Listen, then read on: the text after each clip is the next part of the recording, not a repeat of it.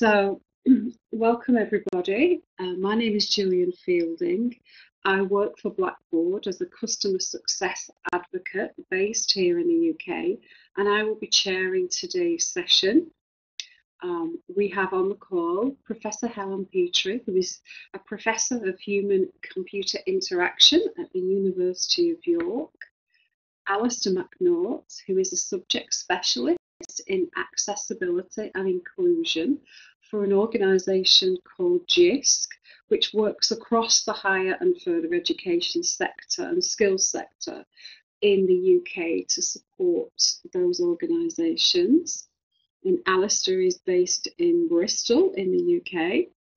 And we have Nicolaas Matthijs, who is Blackboard's Ally Product Manager, who is also based in London. He's from Belgium, but today he's calling in from California in the States. We also have some Blackboard staff on the call who will be helping moderate, which is Natasha Davison, who is Head of Marketing for International, and she's in London in the UK today. And Dominic Gore, who is the Manager for Solutions Engineering, and he's in Birmingham. And Nathan isn't on there, but he may be helping too. Nathan Cobb, who also works for Blackboard. You will have already noticed that we have closed captions on today's session, and Bonnie Cart from the organisation A La Carte in Connecticut is doing the closed captions.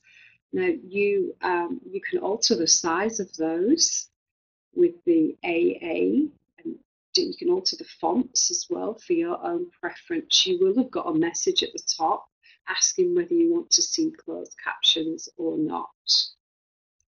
So just to run through, I just want to check that people can hear me okay.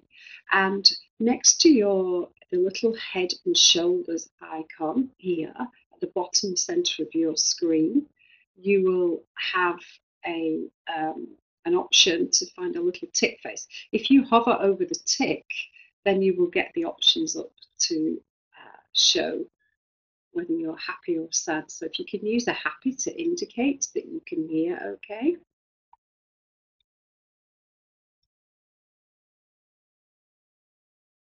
I'll let people carry on adding those so we can just check the majority of people can hear. If anybody is having any problems and need to troubleshoot the audio, if you hover and then click on the profile, so that little head and shoulders again up there, then you can get to the audio settings there. If you have any questions, can you put them in the chat box? And the moderators will answer them as we go through. We will open up for questions at the end of the webinar to the speakers. And I've also added a link to the technical support and the web page in case anybody needs to call them who has individual problems. It's looking like everybody's okay and can hear fine. That's great. So just to run through a couple of the accessibility features that we've got in Collaborate. We've obviously seen the captioning already, but you can also zoom into the slides if you need to increase the size of them. And you will find the view control up at the top right left-hand side of the screen area, and then you can zoom in and out to suit your own personal preferences. If you're using a screen reader, we've put the recommended browser in there that you can use with your screen reader. And also if you're using keyboard shortcuts, the standard shortcuts work, but also there's a link to extra ones as well listed on the website. So what I've mentioned who's going to be speaking already. I've done a quick overview. In a second, I'll be handing over to Helen Petrie, who is going to talk about accessibility in the learning environment at the University of York. Following that, then Alistair McNaught from Jisc will be talking about improving accessibility in the learning experience. After that, Nicolaas will talk about Blackboard's latest developments, and then we'll take the questions and answers. As I said, feel free to add your questions in the chat as we go through. The presenters won't be answering at that point. The moderators may do, but we will also store them. Then when we get to the end, we can ask the questions then. So at this point, I'm going to hand over to Helen to do her presentation. So Helen, over to you. Okay, fine. Hello, everyone. It's very nice to be talking with you, and thanks to Blackboard for the invitation. I'll just turn on my video for a minute so you can see what I look like. There we go. Should be able to see me in the corner of your screen. I'm waving to you now. It's nice and sunny in Yorkshire, as I was saying. So I'll turn off the video now. So I don't distract myself. So as Gillian said, I'm Professor of Human-Computer Interaction in the Computer Science Department at the University of York. I'm actually a psychologist by training, and I have been working on assistive technologies and access to technology for people with disabilities, including a lot of work on students with disabilities, since the mid-1990s, when I worked at the Royal National Institute for Blind People in London. And I'm very passionate about accessibility in life and in learning in particular. So, whoops, I pressed the wrong button there. I'll get the hang of this. Right, so I'm actually the equality champion for the computer science department at York. Each department has an equality champion, so I champion not only the rights of students and staff with disabilities, but also those from ethnic minorities and different sexual orientations and various other things. And perhaps more importantly for today, I'm also chair of the university's e-accessibility forum, and I'll tell you about that a bit more in a minute. And I'm actually from Australia originally, although I now live in the north of England, which people find very strange because it rains a lot more in the north of England than anywhere else I'm familiar with. But I love it here. So what I want to tell you about today is, oops, sorry, I've moved my slide forward too much. I'm not used to these buttons yet. Right, okay. The importance of e-accessibility. E-accessibility, not everyone uses this term, so if you've not seen it before, the idea that accessibility around digital devices and digital materials. And one of the things I've found at my own university and many others is that people have put a lot of money and effort and thought into the physical accessibility of the university. And I know at York we spend quite a lot of money continually trying to improve the physical accessibility. And I've got an image there of some beautifully accessible steps, which include a ramp. But strangely, given one of our key objectives as a university is learning and teaching, the accessibility of particularly the digital learning environment for students has somewhat lagged behind. And one of the roles of the e-accessibility forum is to really push for accessibility of the digital environment.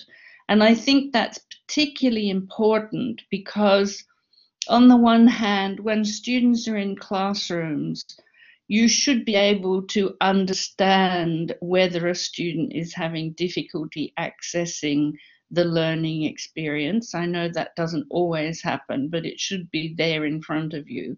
But when we move in, as we increasingly are moving into digital environments for learning, it may not be as nearly as obvious as to what the barriers are, who is experiencing particular barriers, and how can we solve them.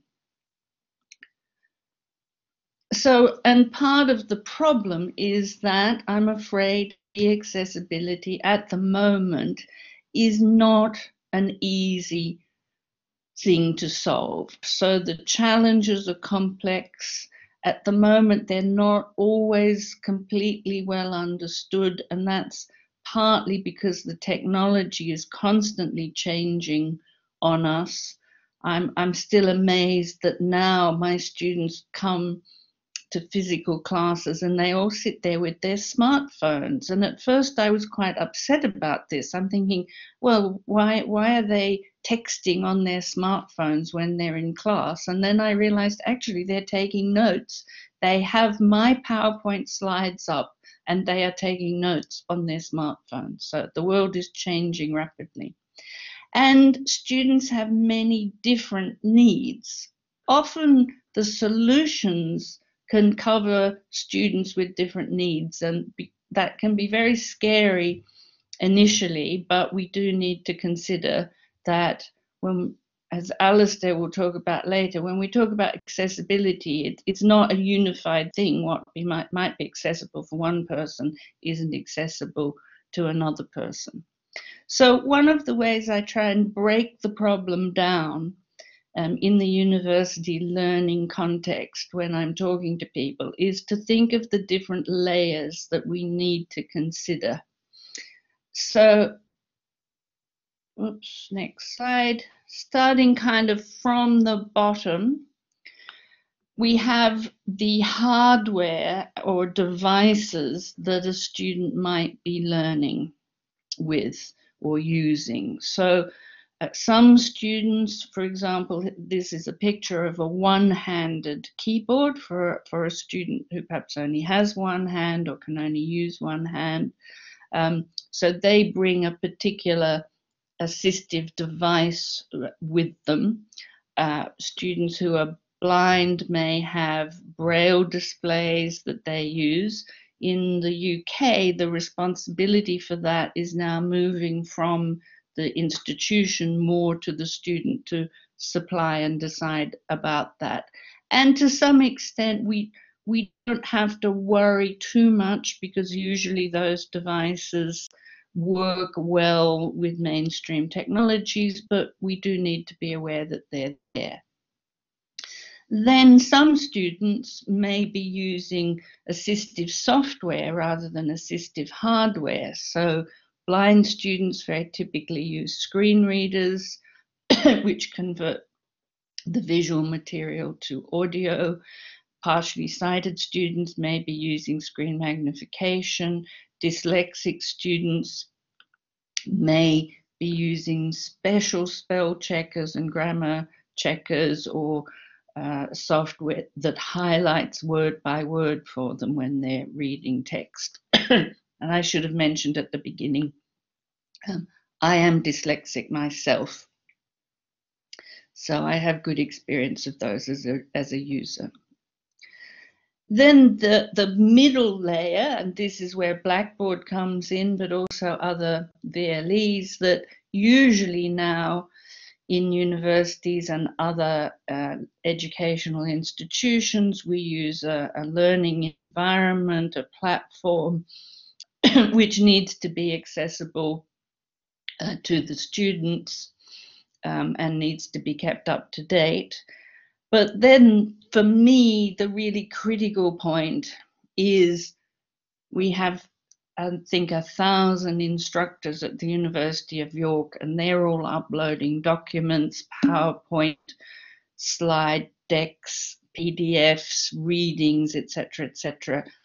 And they need to be accessible to the students. And that is an endless discussion of how do we ensure that. And then even within documents, we have particular elements like tables, maps, images, graphs, diagrams, and there may be accessibility issues, particularly for blind or partially sighted students in accessing those particular elements. So we have this multi-layered system where we have different accessibility challenges and we need to be monitoring in different ways and persuading different groups of stakeholders for each layer to try and ensure accessibility or improve our accessibility. So what do we do at the University of York? I'm very involved in a number of activities. First of all, a small triumph I feel is I have just recently persuaded the university to put the inclusive learning environment, they decided to call it, but this is a slight code word for e-accessibility, on the agenda for the top level university plan for the next 3 years. So it has been agreed that we will work to raise awareness amongst staff of the need for a truly inclusive learning environment for all students, with the aim of the university providing an exemplary inclusive learning and working environment. I think you can tell I'm dyslexic because I find it very difficult to read carefully like that. So that's very encouraging. And to implement that point in the plan, we are now working on an inclusive learning, teaching and assessment policy for the university. We're at early stages of that, and if other universities have policies like that, or other institutions who have policies like that or are working on them, I'd be very interested to hear from you and discuss how you've achieved that or how you're trying to achieve that, and perhaps share best practice. So please contact me via my email address, which was at the beginning of my slides. And then, as I mentioned before, I'm chair of the e-accessibility forum, which has representatives from all our faculties and all our support departments. So we have a representative from exams, we have a representative from the library, and so on and so forth. And we try and monitor what's happening in the university, promote good practice, inform and raise awareness. So really all the points which were in that point that's going into the plan. So some of the things that we do are, we have a leaflet that we provide to all staff at the university about the importance of e-accessibility and links to training and resources that are available for everybody. So that goes out once a year. We also do audits of different materials around the university. So at the moment, we're doing an audit of all the different teaching department websites, because we've realized that people have fairly recently discovered, I think, that putting up videos of students talking about how wonderful it is to study archaeology or history or whatever, or a lecturer talking about their interesting course. These are good marketing materials for departments, and the university policy is that they should be subtitled. And we're getting about 50-50 whether they are or not, and I'm writing polite letters to heads of department reminding them of that and the generally accessibility policy. And we do different audits of different things at different times. And another thing we're trying to do, again with some success but not complete success, is that when the university procures new software or new computing equipment that will be used either by staff or by students, that as part of the procurement policy, we do some testing with students with disabilities to see whether it really is usable by students with disabilities. And we try and test with 3 blind students, 3 partially sighted students, and 3 dyslexic students. And that's because in my research, I've found if you do that testing, you pick up about 80% of the accessibility problems. It's not perfect, but it's not too expensive to do. And it's a good initial test of accessibility. And obviously, we ask people who are bidding to provide equipment to give us information about the accessibility of their equipment or their software as well. That's part of the process. And a final point, I didn't put on the slides, I forgot, is we have a project about trying to crowdsource with students the description of the images and diagrams in the teaching materials. So if a group of students are taking a course and the lecturer is providing PowerPoint slides, for example, that have images, which is almost always the case, we're trying to set up a system where all the students in that course will describe the images for blind and partially sighted students in the course. And we're having mixed success with that as well. If you'd like to know more about that, please contact me. And finally, I just want to end, oops, I've gone too far. Oops, why have I gone back to my first slide? No, hang on. Last slide here. I just wanted to end by mentioning that there is a lot of emphasis now on e-accessibility and accessibility for students, but we should also remember accessibility for staff, particularly in my instance, teaching staff. So an example I had last year, which it's really about physical accessibility, but it does relate to teaching with digital materials, is I actually organized a conference at the university, and we had a number of speakers who were in wheelchairs, and we realized that the teaching rooms, the podiums where you put your materials and look at your slides, are not wheelchair accessible. They're too high. So we had to provide a desk. It's not very clear in the photograph, but you can see a gentleman sitting at the desk. We had to provide a desk specially. We could pull down the monitors so he could see his PowerPoint slides, but then we had hearing impaired people in the audience, and he couldn't use the hearing loop, but because that was up on the podium. So that's the point I'm now raising with the university, that we need to think about accessibility for teaching. So thank you very much for listening, and I'm happy to answer any questions later on. And I now hand back to Gillian. Yeah, thank you very much, Helen. You raised some interesting points there. We got some questions in the chat for later on. So thank you, that was really interesting and informative. And without any ado, I'm going to hand over to Alistair now. Hello, good afternoon. Can I just check, or good morning indeed, if you're in another part of the world, or good evening. Can I just check if somebody can pop into the text chat that you can actually hear? Just a quick, yeah, that's looking good. Thank you, Julia. And everybody else, brilliant. Okay, I love optical illusions. And one of the things that I love most about optical illusions is you look at something and you look at it in one way, and then suddenly you see something in a completely different way.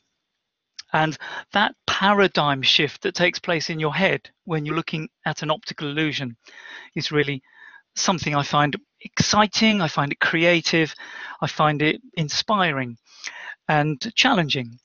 And that's what accessibility should be about. So we're going to be looking at some optical illusions, and we're going to use these in order to, so I'm having the same problems that Helen had there, slightly unresponsive button that I clicked twice because I thought the first one didn't work.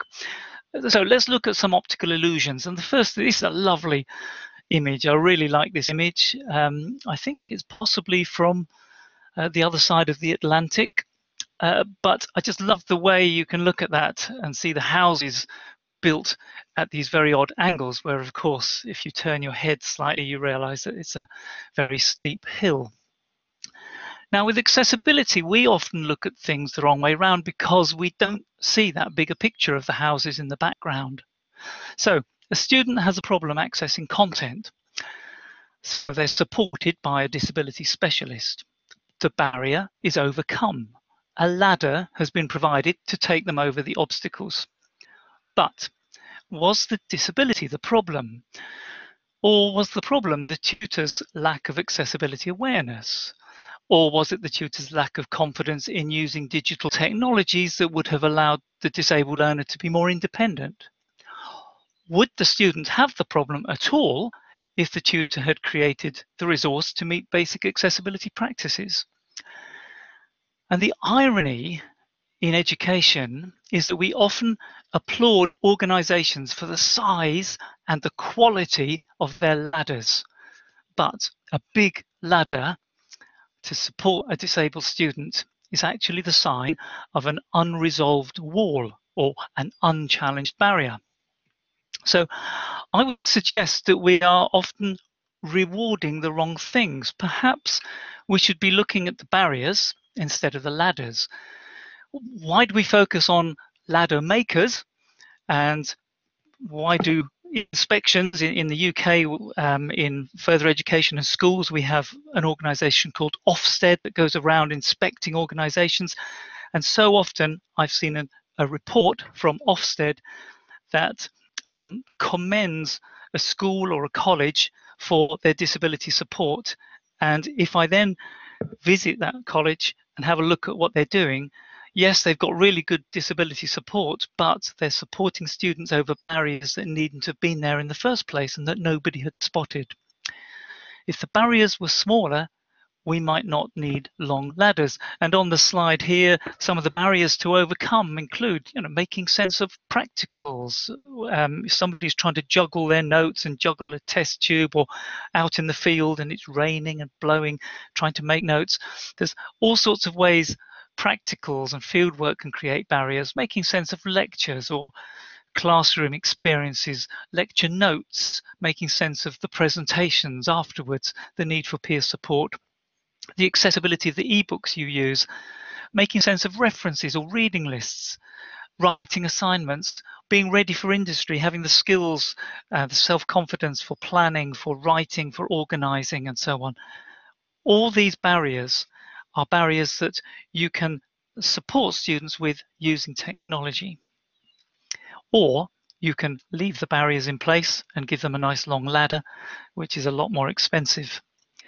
So perhaps we reward the wrong things, but let's look at this optical illusion here, because I think there's often a misconception about accessibility, that accessibility is some kind of fixed point, rather like beauty. Is there a fixed definition of beauty? Well, just as beauty is in the eye of the beholder, I think there's a sense to which accessibility is in the eye of the beholder. If somebody asks the question regarding an exercise or a resource or an activity, is it accessible? Then the answer is actually not necessarily straightforward. It could be, well, it depends who you are. The optical illusion on the screen is one of these fantastic twisted perspective staircases. And depending on which of these characters you are on the staircase, you may think that you're at the top of something, you may think you're at the bottom, you may think you're facing a barrier, you may think that it's all downhill and it's very easy. And we have an important role in education to try to be as mature and holistic about accessibility as we can be, because there are genuine issues with education and accessibility, because education is not just about conveying information. It's also about engaging, it's about exciting people, it's about challenging people, it's often about entertaining. And the one perhaps interaction-rich simulation that you've found online and that is fantastically engaging your learner with ADHD might actually have too many kind of bits and buttons and things going on for a dyslexic student's concentration span. It may be utterly inaccessible to a blind student's screen reader, and you can switch it the other way around. The Braille notes that are fantastic for a blind reader and give a really good explanation of something are not terribly accessible to anybody else. So there is this context to accessibility, and there are balancing acts that are better handled by positive alternatives than by rigid kind of policy saying you can't have that on the virtual learning environment, you can't have this. So rigidity is something that I think we need to be careful of. However, having said that, the main problems are more often to do with negligent practice. in everyday student experiences, and we can and should tackle that. But part of this is that accessibility training must be differentiated. I would have a completely different expectation of an e-learning manager or an e-learning technician than I would do of a teacher who is just at the first point of beginning to use digital resources and put something online. It will be unrealistic for me to expect somebody who's never uploaded a video before, never even taken a video, if I then say to them every frame of that video or every kind of section of that video has to be subtitled and synchronized, well, straight away they're going to be put off doing anything. So I get none of the video instead of a little bit of the video. What's much better is to be able to give explanations and expectations that are appropriate. And so with the video, I would say perhaps, okay, initially, because you're getting used to using video, make sure there's a summary of the key teaching points, that there's 5 key teaching points next to it. So that's not having to subtitle it. It's not even an entire transcript, but it's just saying, why do you need to watch that video? What are the things you must come back with? And the reason this is important is because if we have unrealistic accessibility expectations, you end up with less accessible teaching and learning because nobody pays any attention to the unachievable. So it's got to be achievable. Now, the next thing that I want to look at, and the really positive thing about all of this, is that when you get that buy-in, when you can give the right level of challenge to lots of different people, irrespective of their role, as soon as they can begin to see accessibility as something that they can begin to make a contribution to, you get what is very apparent in this particular optical illusion, which is the spontaneous creation of new opportunities. When you stare at this set of black squares, you will see grey dots appearing over every intersection. Not a single one of them is there, but they are almost generated by you looking across the image.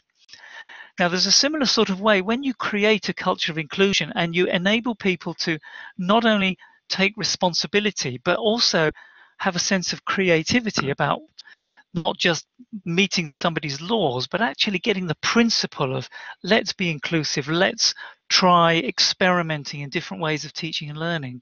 Suddenly you begin to find people inventing solutions themselves, trying solutions with students, and you create things that would never have been created yourself. Okay, the next point I want to consider is the importance of inclusive digital practice. We started looking at barriers versus ladders, and very clearly the barriers are still there. You know, whatever you do, students still need to make sense of practicals, make sense of lectures, of presentations, and so on. There are certain things that learning is about, but instead of providing one massive ladder to get over them, we can use technology in creative and inclusive ways, and almost all of these have got free options to them. You can use technology in ways to provide lots of little stepping stones, so the making sense of practicals. You can use feedback tools, you can use video clips so that people can whenever they hit a barrier, straight away they can revisit it, look at the video again. They can pop something onto a feedback tool like today's meet maybe, and get immediate feedback from other people that, oh yeah, you forgot to add the indicator at this stage, whatever it might be. And for every one of these, and these slides are available afterwards, I believe, Gillian, for every one of these different barriers, there are either inbuilt or third-party tools that can help you to get over the barriers. If students become more self-aware and more self-supporting in terms of their needs, that is to the benefit of everyone. And what you'll find is that the benefits accrue not just to your 10% of students with disabilities, but they will accrue to the other 90% of students who suddenly find that they can be a lot more productive and creative and engaged than they otherwise might have been. And then the last slide is just to make it clear that it's not just technology. Technology can offer us some fantastic affordances, but actually humans are at the heart of accessibility when it comes to technology, because it's humans that have the vision. Helen talked very clearly about the University of York, where so much of the technology solutions that are taking place are actually driven by an overarching vision. So much of the technology solutions that are being bought are being driven by choices that are informed by accessibility awareness. And these are all human type decisions that people are making. You can give people training to help their practices become more accessible. If you skimp on the training, don't expect the practices to change. Don't expect people to structure their Word documents if you've never given them any training on why it's important and what a fantastic difference it can make to a learner, or indeed to any reader. And one of the things I've been really glad to take part in today, feeling very privileged to be invited here, is because of the sorts of investments Blackboard have been making, and Nicolaas will talk about this in a moment. Blackboard can help you with the technology and can help you with the inclusive element of that technology, reducing some of the barriers. And my organisation, if you're in the UK, in higher education or further education, we can help make that accessibility and inclusion part of your strategy, your vision and your daily practice. And if you are a Jisc member, we can do that for free using the link that's there. If you're elsewhere, we can still do it, but it wouldn't be for free. So I hope you've enjoyed the illusions. And the most important thing of all is that when you look at an illusion and suddenly you get it, it's actually not a burdensome feeling. It's a, wow, this is quite releasing. This is really fun. And accessibility can be like that. It's not a bunch of laws. It's actually a bunch of creative opportunities. And that's what I love about it. Thank you, Alistair. That was great. I so agree with your statement that accessibility, makes education more accessible for everybody. And I'm smiling at you saying it's fun, because when I use the text-to-speech facility for proofreading, or when I'm tired, yeah, it's fun. I'm relieved that I can do that. I'm pleased that I can do that. So I'm going to hand over to Nicolaas now, who, for those people that have just joined, works at Blackboard, and he is the Ally Project Manager. So over to you, Nicolaas. Hi, good afternoon, everyone, or good morning, or good evening, depending on where you're calling from. I must say that I really like the ladder barrier analogy that Alistair just used, and I think I'm actually going to be using that myself. I think it's a really powerful analogy. So today I'd like to just take a few minutes to talk a little bit about what we're doing around accessibility at Blackboard as an educational technology company, and how we're essentially trying to partner with institutions around accessibility. And so basically at Blackboard, we try to take a three-part approach towards accessibility, which starts with making sure that the platforms that we make available to institutions are as accessible as possible, followed by trying to help the institution make the content that's put inside of those systems, so the content that's created by instructors, by students, as accessible as possible. I sort of ended with additional consulting services that we can bring in if additional help is required. So starting with our platforms, and so this includes things like our range of products, which is things like Blackboard Learn, things like Blackboard Collaborate, which we're using right now, things like Web Community Manager, and many others. And our commitment there is fairly straightforward. So we are committed to making every product that we ship WCAG 2.0 AA, which is the Web Content Accessibility Guideline Standard, compliant. And we've put several processes in place to help ensure this, and that includes things like we have embedded accessibility experts into into all of the different product teams. We actually have the ability to block new product releases when a particular accessibility issue has been identified. And we also do very regular independent accessibility audits where an independent third-party organization goes in, evaluates the product, and also produces the associated accessibility documentation. And then next to this commitment for making our products WCAG 2.0 AA compliant, and I'm very happy to see that this is a trend that we're seeing throughout the educational technology space, which I think is really positive. So next to that commitment, there's also specific accessibility features that we're adding to platforms that we try to work very closely with a number of institutions, a number of different organizations around this as well. That's the first part of our three-part approach. The second part is really looking at how accessible is the content that people put into those systems. Is that content accessible as well? And that's really where our Blackboard Ally product comes in.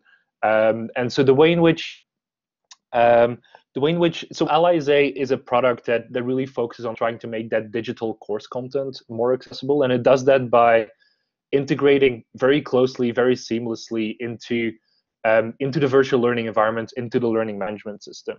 And we actually are, and this is also something I'm very excited about, we are committed to, or we are making this available to all of the major learning management systems, including things like Moodle and so on.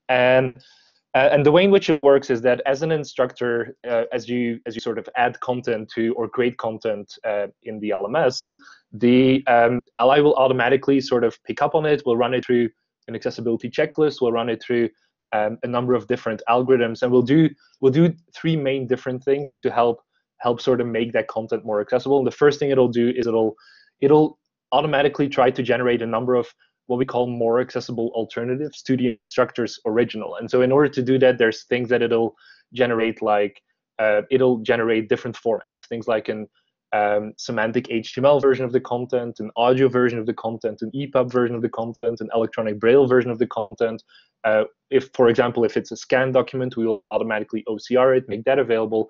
And we take all of those different formats and we make them available to the student within the learning management system, within the context of where that content is being used. And so in this first part of what Ally does, we just really try to do as much as we can in an automated way to provide a more accessible starting point to the student, pretty much in an immediate way. And like I think some of these, fair to say that some of those formats are aimed specifically at students with specific disabilities, the electronic braille format, for example. But other formats like the audio format, for example, are much more widely applicable and can really be used to offer an extra modality, basically enhance the overall learning experience for the students. So that's first part of what Ally does. The second part of what Ally does, which really comes back to the sort of the training side that Alistair was referring to, is Ally will also provide feedback within the context of the LMS. Will provide feedback to the instructor on how accessible their content is, what some of the issues are inside of their content, as well as detailed guidance to help them improve the accessibility of their original. So we're really trying to engage with the instructor and try to get them to make their original as accessible as possible, so that we can over time try to embed some of those best practices into the instructor's workflow and try to sort of raise awareness, raise visibility of some of these issues as well. And then the last thing that Ally does is it'll also generate, so based on doing this across everything within the learning management system, it'll also generate a full institutional course content accessibility report. As you know, it can be very challenging to know how exactly you're doing from an accessibility point of view as an institution, just because of how much content is out there. And so this institutional report tries to provide some insight into that and some understanding, so that you can understand how you're doing, as well as understand where the problems are, as well as identify what else you can do yourself as an institution to help further improve things. So that's the sort of the content side of things. The last part of what Blackboard offers as well is there's a range of different consulting services that we offer. So in cases where you as an institution need additional help, there's things that we can do, like come in and help define an institutional accessibility policy, help define a implementation plan for that policy. It can be things like reviewing the full student life cycle, from digital life cycle, from all the way from enrollment down to graduation. There are specific sort of course audits that we can do, where we can come in and sort of look at the overall accessibility of the course, look at the pedagogy of the course, and try to provide some help with that, as well as general training on like inclusive course creation, inclusive content creation. So there's a number of different options that are available in case any additional help is required. So that was a very high level, very quick introduction into what we're doing at Blackboard to try and help with accessibility. If you want to find out more about this, we are, I think, the 7th webinar in today's webinar series. We'll be covering this in a little bit more detail. We'll be covering things like what exactly we're doing in products like Learn, Collaborate, Web Community Manager, and so on. We'll provide a much deeper sort of introduction into Ally, as well as give you a sense of how it works, what it looks like, and we'll provide some additional options about the consulting options, some additional detail about the consulting options as well. So if that's of interest at all, definitely consider joining that 7th webinar, which I think is taking place at it's taking place at 3 p.m. Eastern US time, 8 p.m. UK time, and that's noon Pacific time, I believe. Thank you.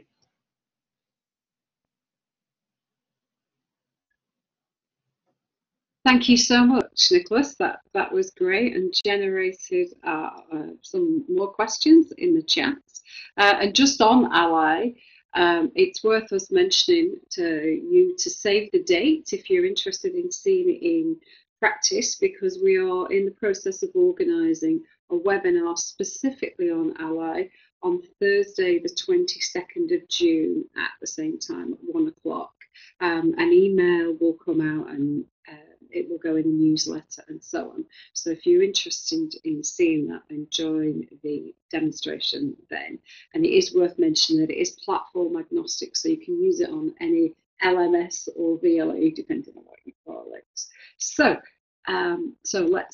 let's answer some questions. Going back to the ones that were in the chat. Helen, when you were speaking, Jasper asked a question about how do students with disabilities inform policy and practice at the University of York?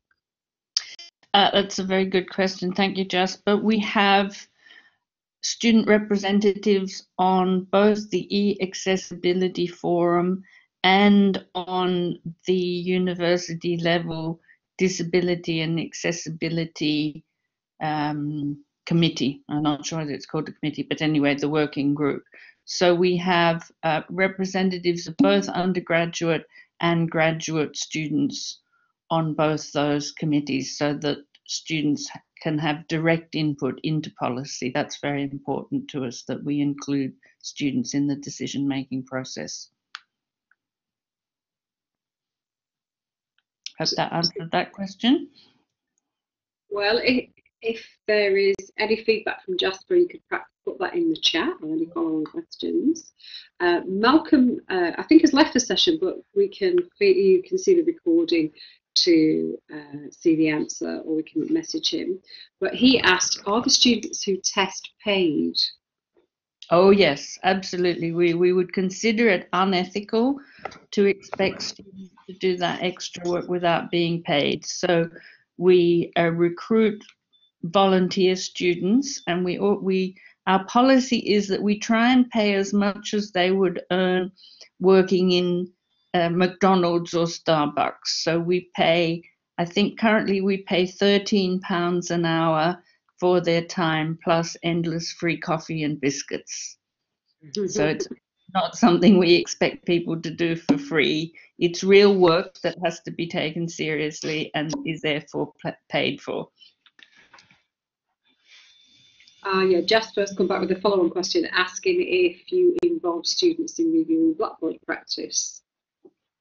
Sorry, could you repeat that question? Yeah, sure. Oh yes, Do you, I see the questions now. Yes, we involve students in reviewing Blackboard in the same way. yeah, so they're paid too. That's good. Malcolm also had like a second part to the question, in that he was interested in ways that you try and balance the extra workload of such activities as the testing against their primary purpose for being there. I suppose that's about how much time does it take students to get involved with this? The time commitment is quite small, so typically we might be doing testing once every 3 months, and particularly for students with dyslexia, we have quite a lot of students with dyslexia at the university, so we have no difficulty finding volunteers to do that. For students who are blind, we don't have so many students, and we try not to burden individual students, but it's done on a voluntary basis, and we don't. And often students will say, "Well, I can't come now because I'm preparing for exams," so we find other students to do it. So it's not something we impose on students. We just ask for volunteers, and we usually find volunteers quite easily. Thank you, that's great. And I think Denise was next earlier on asking a question about you sharing your audit list. Yes, Helen. I'm very happy to share the audit list. I put a message back to Denise in the chat. I wasn't sure whether she wanted the audit to do with the subtitling that we're doing or the testing that we do with students during procurement. We actually have a web page about that second aspect, which I can share with people. Oh, that would be great, yeah. Well, I've got a question for Alistair now, so perhaps you could share that in the chat. Well, sorry, it's not a question for Alistair, it's a question for Nicolaas that Alistair asked, and it was about whether publishers would be able to use Ally to make their published content more accessible. Yeah, that's a great question. And so the way in which Ally is being built is in a way that would allow it to be integrated into several different platforms or several different workflows at the same time. So we are actually very actively talking to many of the publishers to sort of see how Ally can fit into some of their processes, whether it can whether it can help provide some of the alternative formats, whether it can help serve as a sort of a safety net for doing accessibility checking on anything that they produce, so that we can try and bring as much of their work as possible upstream. And so those are conversations we're actively having. That will probably take some time to come to fruition, but that is definitely part of where we're trying to go. That's great, thank you. And I have another question, but I apologise, I didn't note down who it was from. However, and this is to either Helen, Alistair, or Nicolaas, but do any of you have any ideas about good inclusive learning environments? And some of Jasper's students were dyslexic and enjoy aspects of the flipped classroom and find those helpful, but find others noisy and distracting.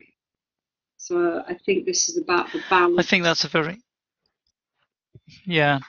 very good point, and it's one of the things that I was discussing with some colleagues recently on a European project.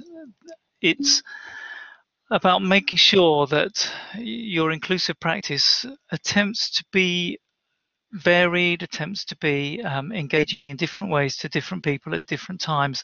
So I think it's not a question about finding some kind of mythical ideal of accessible practice in a classroom and then just sticking to the same thing all the time, because that will inevitably benefit others and less benefit for some others. But I think it's about doing really what you're doing at the moment, Jasper, which is, you're trying a bit of flipped classroom, you're trying different things, try flipping the classroom in different ways, try having different activities, using the class time for different activities so that it's not all noisy discussion, or try changing the spaces so that, there's quiet discussion or even one-to-one work in some part of, a corridor outside, whereas others can be inside. The real joy of accessible teaching practice is that it's constantly stimulating. You're trying different things and working with the students. It's ultimately about really good practice in teaching, which brings that variety about.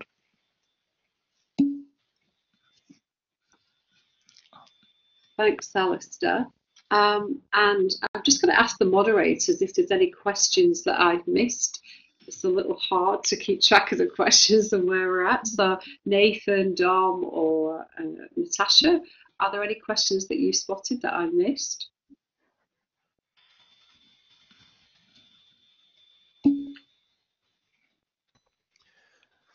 Gillian, this is Dominic. Just a couple of questions. One again from Jasper. Does the panel have any ideas about good inclusive learning environments? As some of my dyslexic students enjoy some aspects of flipped classroom, obviously very helpful, but obviously others can find it noisy. So do the panel have any suggestions on that? We've actually covered that one, Dom. Okay. You said there was a couple. Was there another one as well? There is indeed. From Nicolaas to Alistair specifically, can you describe what Jisc is doing to try to convince institutions to break down the barriers and promote universal design and inclusive practices? Yes, I mean, the evaluation and signposting service that we've just started, I think has attracted people because to some extent there's an inbuilt desire. The changes in the disabled student allowance in the UK, well in England, let's be accurate about that, has put additional responsibility on organisations to focus on inclusive practice rather than making the ladders and the one-to-one support afterwards. So to some extent it's coming from the organisations recognising that the old support mechanisms were unsustainable. But very often the most important thing we do is we help people to join up the bits that they don't realise need joining up. So it's talking to library staff to help library staff understand that the ebook offer that they have could be actually really helpful in terms of dyslexic learners because they can use text-to-speech with it, or it can make it easier for accurate copying and pasting of references, etc. It's about using all kinds of different tools so that if your e-learning team are talking to your library team and your academic team and your disability support team are aware of the inbuilt accessibility in the students' own phones. It's all these little things. And I think the real success is not giving people a sense of a massive thing that nobody can do, but giving people that almost crowdsourced sense that accessibility really works when you have 900 staff in an organization making 900 small changes rather than one or two people making 900 changes in one go. Thank you for that, Alistair. Right, we're going to stop the questions there, but we will come back with answers to the ones that we haven't answered, either in email or, better still, I'm going to just move on to a couple of points that I want to cover here at the end. And one of them is the community site that Blackboard run, but I'll mention that in a second. So just for the last minute or so, I just wanted to highlight there are a couple of accessibility MOOCs that are starting at the beginning of June. And this one that's on screen at the moment is run by Blackboard in conjunction with a US university. It's aimed at teaching staff. It starts on the 5th of June, and it's looking at how to make your learning environments more accessible. Similarly, we have another one starting on the same date that Blackboard's not involved with, but we thought we'd promote it, which is run out of the UK. It's a European funded project that's been organised through FutureLearn, and again it looks at inclusive teaching and learning practices. They're both short, they're both 3 weeks, and then this is the community site that I just mentioned. The community site is an area that Blackboard hosts where we have all sorts of discussions going on different Blackboard topics and different Blackboard products. So it could be Learn, it could be Collaborate, it could be Mobile, but we have an accessibility discussion area in there. Dom has just pasted the link in the chat. You will need to just log in. It's only a basic name and email address registration, and either use the link or there is a search tool up at the top right hand side of the screen there. But there's all sorts of discussions going on about accessibility in there. Of course, there are Jisc mailing lists in the UK too. And I just wanted to highlight the newsletter, particularly as this month the theme is on accessibility. So if you haven't registered for that already, then there is a link in the chat, which I will take you to a web page where you can see the newsletter or you can register for it. It comes out every month. It's themed every month on different topics like flipped learning, or as I said in this month's case, accessibility. And another thing quickly to point out in this month's newsletter is the accessibility checklist that is linked from there. Nice, simple checklist, easy for anybody to use. It's got a link to a contrast checker in there. It's very easy, not over-facing, a nice resource to share. And finally, we will be sending out a survey link to give us your feedback on today's webinars. I've mentioned in the chat already, but the recording from today's session and the slides will be shared within this afternoon, hopefully, up on the community site. And if you've got any questions, we've got an email address there for you to contact us, and the presenters have put theirs in the chat or in the slides as well, and everybody will be very happy to carry on the discussion, whether by email or in the community site. So thank you to you all for attending. Thank you particularly Helen and Alistair and Nicolaas for their time and their great presentations today. It was really interesting, and thank you to you all again for joining. Thank you very much for inviting us. It was very interesting. Yes, thank you.